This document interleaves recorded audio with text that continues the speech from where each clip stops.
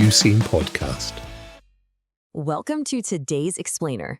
So, what if I told you that a massive, messy environmental problem could actually be flipped into literal green gold? Well, we're diving into this completely fascinating waste to wealth story today.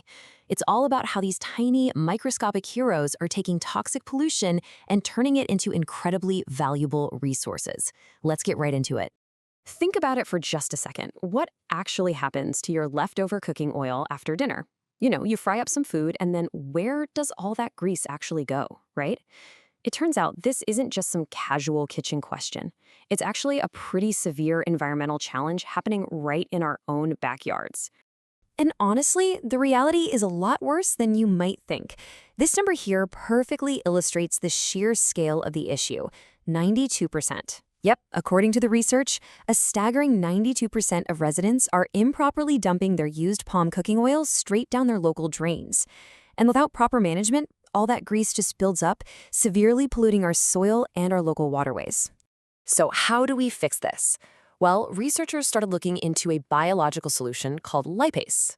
Now, don't worry about the heavy academic jargon here. Just think of lipase as nature's ultimate oil-busting enzyme. Basically, certain bacteria use it kind of like a microscopic recycling factory to digest and just totally break down that thick, stubborn oil waste. And you can actually see it happening. Looking right here at this petri dish, you'll notice these opaque, almost glowing rings surrounding the bacterial colonies. That is literal, physical evidence of the bacteria actively eating the waste oil. They're just in there, happily chomping away, breaking down those long, harmful fat chains into much smaller, actually useful parts. So you're probably wondering, how do the scientists actually harness these tiny little recyclers?